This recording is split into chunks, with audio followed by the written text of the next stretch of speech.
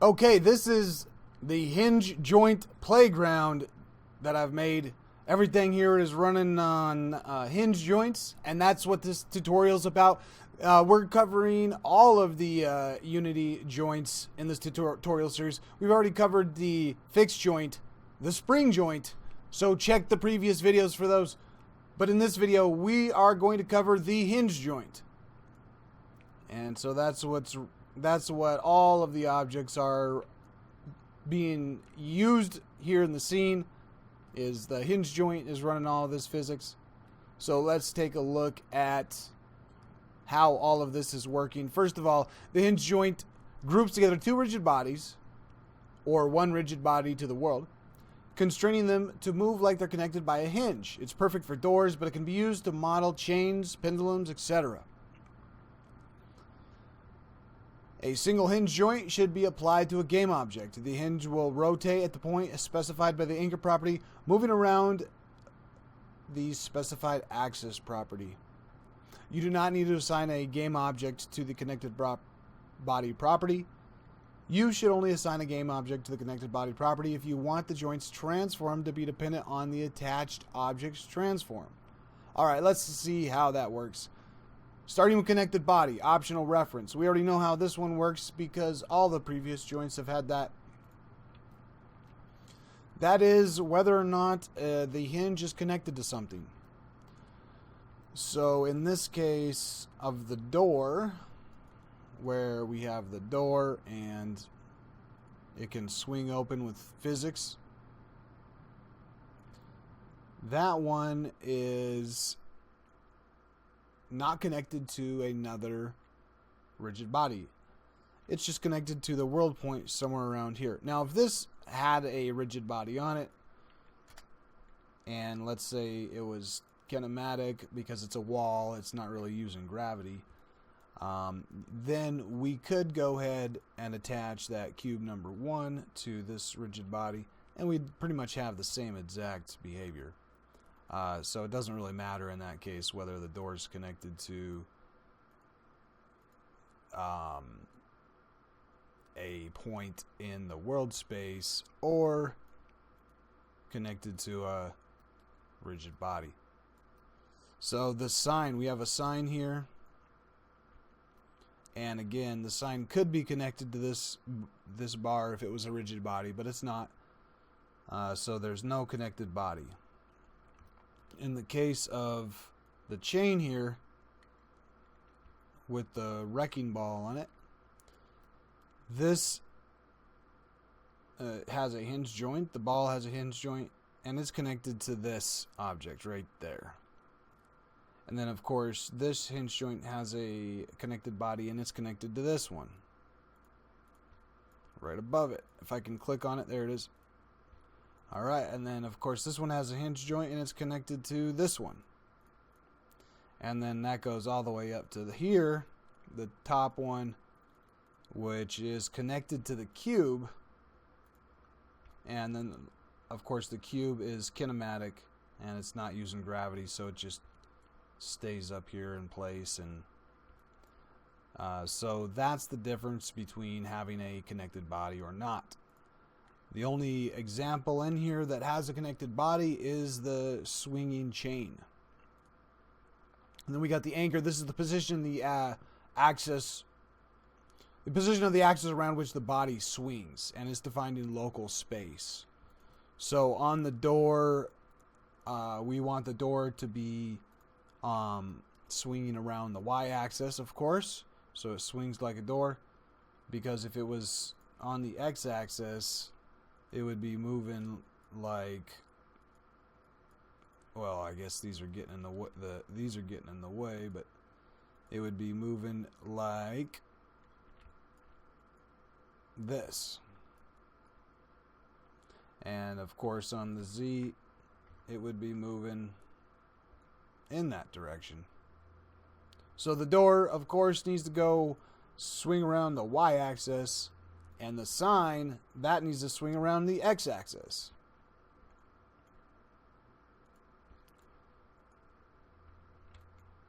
And there's also this object here, and this, if this was, say this was the propeller of an airplane, that one, of course, needs to spin around the z-axis.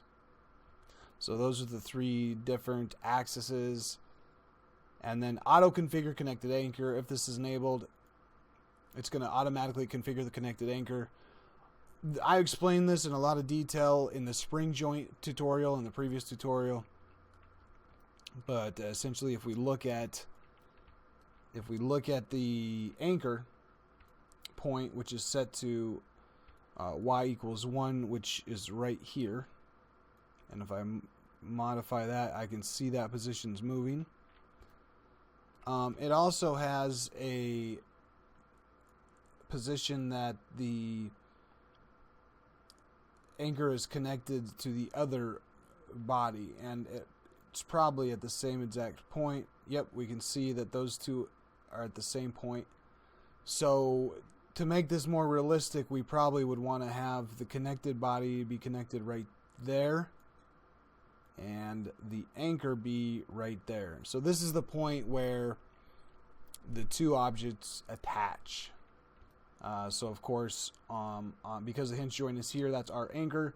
We would be attached right here, and the point it's connected to the other rigid body is right there. That's actually -1 and +1. So that would give us a more realistic result than auto-configuring like this one is doing, because when it auto-configures, it's actually putting the connected point at the same exact location, and we have to on-check that to get those separated. So now that it's like that, we're pretty much going to see the same exact behavior, but now there's not a space between them. It's actually brought them together, and they're connected. So that is the anchor, or I'm sorry, that's the access. Wait a second. I was right the first time. They're in the wrong word here. That's the anchor, the option to automatically configure where the connected anchor is, and then of course, if you uncheck this one, you can manually configure the position of the connected anchor. And then there's use spring. So let me hit play. That's what this one is doing right here in the middle. So these ones are all set up basically by just adding a hinge joint, setting up the access, and you're done with it. Same thing with this. This one's set up by adding hinges and adding the connected bodies, and then setting up the anchor and the connected anchor positions. Let's look at we'll get to the gears in a second, because the next option is spring. So the spring is being used on this object, and we can see that it makes the rigid body reach for this specific angle, and it uses all the same spring properties from the previous video, the spring joint. So check that video for more details about how exactly these values are working. But this one is rotating on the z-axis with a motor, so it's just going to always go in a circle. So you see it's running into this object. Now this object has the spring set up. It says use spring, and it has a spring of 10. So let me put that to 0, or just turn it off completely, and let's see what happens. Now it's just going to spin freely. There's no friction, essentially, and it's just going to, well, there is. It's going to slow down eventually, but it's free to spin. Now if I say use spring, first of all, there is target position. Now, target position is a rotation angle. Right now, it's set to 0, but if I put that to 90, it's, of course, going to be going straight up and down. Or we could do a 45-degree angle, and we see that eventually it's going to get stuck in a 45-degree position. So this target position is the angle that you want it to spring into. So I want it to go to a 0-degree angle, so it's flat. And spring is how strong the string is. At 0, there's no spring, and then at 1, it's a pretty weak spring. And at a 0.1, you can barely notice it has a spring, but it will go back to 0. And then, of course, if we go up to 10, it's pretty strong. 50, it's very strong. And all the way up to 100, it's very strong. And at 1,000, it completely stops the motor from running at all. So the next one is the damper. And again, we've been over damper just in the previous video on the spring joint tutorial. But the higher this value is, the more the object will slow down. So if I raise this up, you'll notice it makes the spring weaker, I guess. And the spring is free to move around. So this dampens the spring force. And then there's the target position. We covered that one. So that's how the spring works. And then let's look at the motor. And that's what's being used right here, of course. We've checked the motor.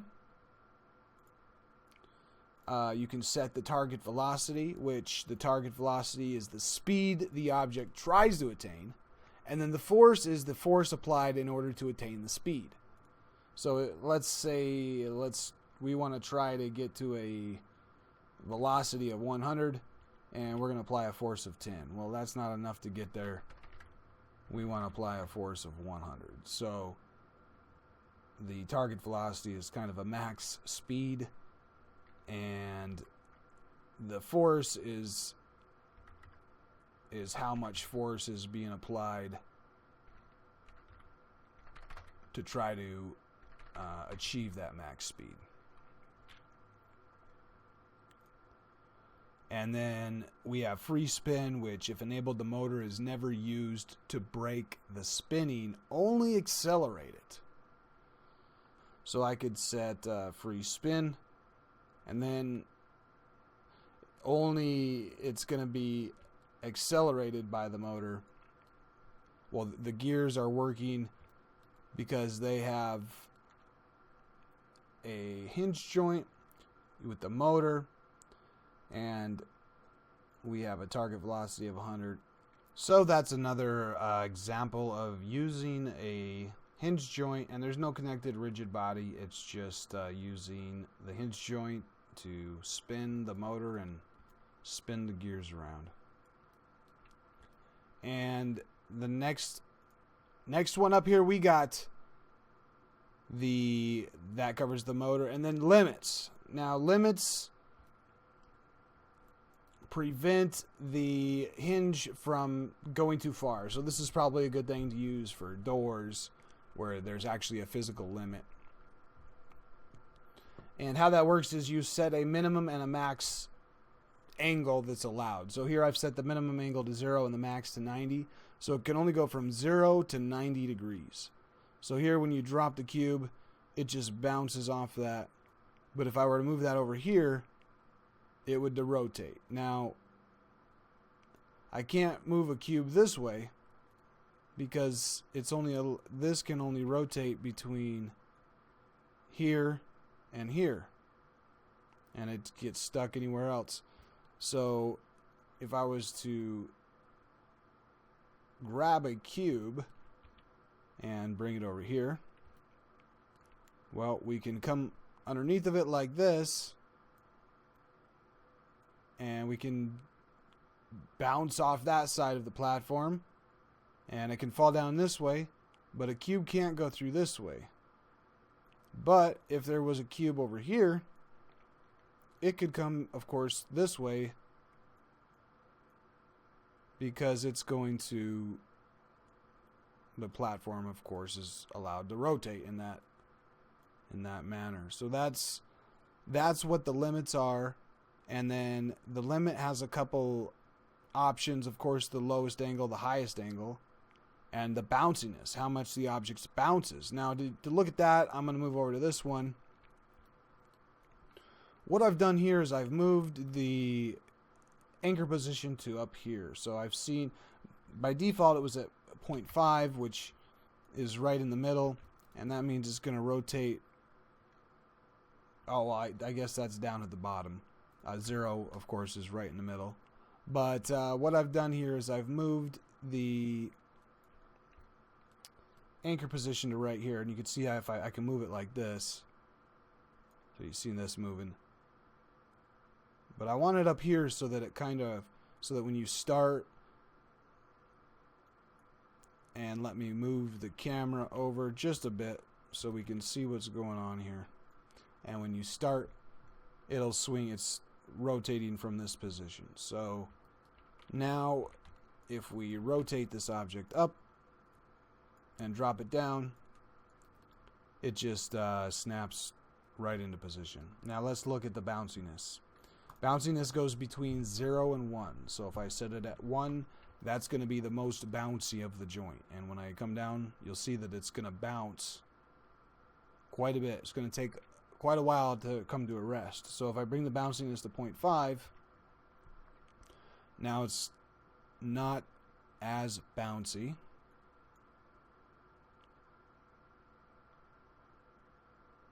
And you're going to see that eventually it comes to rest.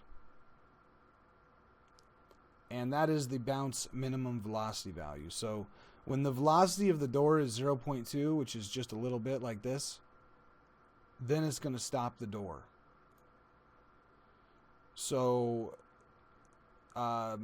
we want this contact distance down to 0. I'll come to that in a second.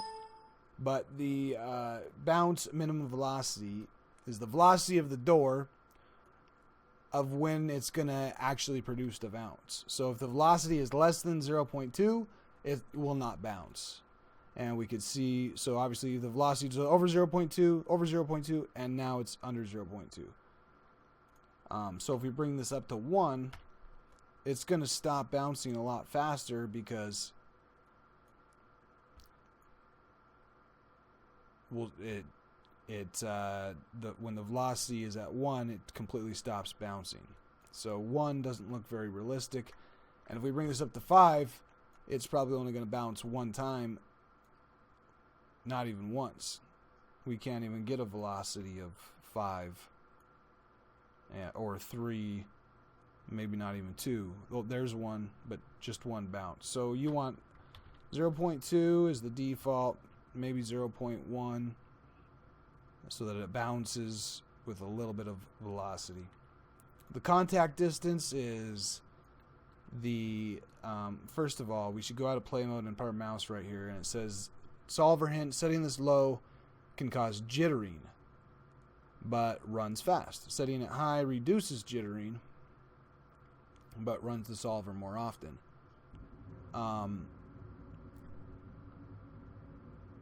It seems like it's the other way around. When you set it high, it doesn't run the solver very much, but when you set it low, it has to run the solver a lot. So those words may be misplaced in that tooltip, because it says that the limit is in meters, but that's a translation limit. That's for the spring joint. And on the spring joint, the equivalent variable is the tolerance. So when we look at the tolerance, we'll see that it's the maximum allowed air between the two positions. And if the tolerance is set very high, the solver might not run, and the spring, it would effectively not exist. And if it's set close to 0, then it increases the cost of running the solver more often. And it seems like these are the same thing, so that's why I say I feel like the tooltip is wrong, where it says that setting this low can cause jittering, but it runs fast, and setting it high runs the solver more often. And we'll see why. If I put a contact distance of 0, which it says is the default, and rotation is the rotation limit is degrees. So this is the degrees. If I say 90, that means 90 degrees. So right now 0 is the default. And let me put a bounciness on there of 0.5, and it's gonna bounce for a second, and it's gonna come to rest. And when it comes to rest, it's gonna be perfectly up and down. Well, pretty close pretty close to it. Let me show with the cube. So if we have a cube over here, we can see that the cube is lined up with the object here. All right, so the contact distance of 0, it should essentially come to rest right next to the cube.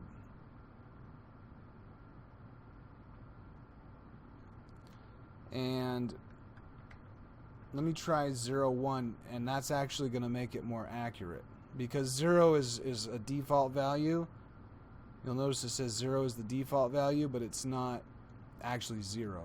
0 would be impossible, I believe. But at a really low value of 0.01, it's going to always come to rest perfectly straight up and down, perfectly aligned with the cube. And the farther that we go up, so if I go to 0.1, it's probably still pretty close to perfect.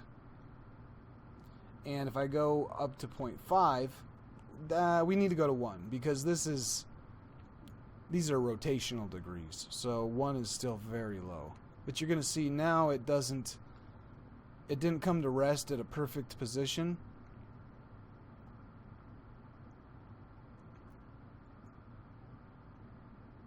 There's kind of there's more air allowed in the physics calculation. 0 is the default, so I'm going to stick with that. All right, the next one up is the brake force. And the brake force, we already know what this one is. It's the force that's going to break the joint. So if we have a brake force over here of... Whoops, I've gone into 2D. If we have a brake force over here on this joint, and let's put a brake force of 5 and play, the joint's going to break. It broke on its own weight. So let me move it up to 20. And there, the cube actually broke at that time. So that's just the transitional force against it that's going to break that joint. So something like that could be cool for the chain over here, so that the chain could break. Or maybe a rope bridge that the player jumps on, and then the rope bridge can break if too much force is applied. The same one is here for the torque, because the torque is just the rotational force. So let's put a really high brake force on here, up to 100 or 1000. So the cube, let's go over to this one. So if we add a brake force of 20, the cube's going to break it. And if we add a brake force of 100, let's see, it still breaks it. So we're going to have to get all the way up to 1000 on the brake force, and that should not break it. But now let's add in a brake torque of 10, and that's rotational force. So it broke. I'm going to bring it up to 100. And it still broke, so I'm going to bring it up to 400. And let's see it. It didn't break. Now here's the thing. If we move the cube over here so that it falls and it applies more of a rotational force, more of a torque against this object, so it's spinning harder in this direction, then that should break the joint. Let's try it out. Not quite. I guess we'd have to come down from 400 a little ways. But that is the brake torque value, which is the rotational force required to break that joint. All right, then we got enable collision, and enable collision is whether or not connected bodies are going to collide with each other. This only applies if you have a connected body, and in this case, what it means is, are these chain links going to collide with each other? And they only collide when the joint exists, because if the joint becomes broken, then it just goes back to being a rigid body with a collider, and they will then collide with each other. So while the joint is active, do you want the connected rigid bodies to collide with each other? You can say yes or no on that. And then there's the pre-processing. We've already been over this one in the previous videos, and we've decided to turn it off unless we are doing something with 2D games and 3D rigid bodies, and we're freezing rotations and we're having some problems. Then we don't want to have pre-processing turned on, so that should be turned off. And that's the end of the hinge joint. And now you can see how all of everything in this scene is working, as from the sign to the door, the swinging chain wrecking ball. We got the gears spinning with the motor. And we've got this one going with the motor, bouncing, and one that has a spring joint. We've got various physics puzzles over here that we'll turn this one back to infinity.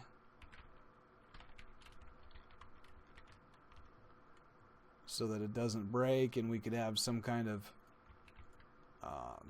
physics puzzle game with the limits. And then, of course, we've got the bounce. We got the bounciness on the limits as well. And that leads us to the end of the documentation, where we say, think about how a hinge of a door works. The axis in this case is up, positive on the y-axis. The anchor is placed somewhat at the intersection between the door and the wall. You would not need to assign the wall to be the connected body, because the joint will be connected to the wall by default. Okay, it's exactly what we've seen on the door, and it's now think about a doggy door hinge. The doggy door axis would be sideways, positive relative to the x-axis. The main door should be assigned as a connected body, so the doggy door's hinge is dependent on the main door's rigid body. So that's if you actually had a swinging door that had another doggy door inside of it, you could do that with by having hinges, and the doggy door would be connected to the main door's body.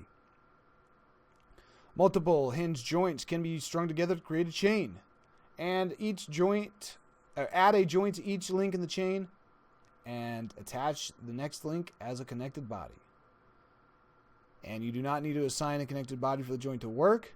Use brake force in order to make dynamic damage systems. This is really cool, as it allows the player to break a door off its hinge by blasting it with a rocket launcher or running into it with a car. The spring, the motor, and the limit properties allow you to fine-tune your joint's behavior. And the use of the spring and motor are intended to be mutually exclusive.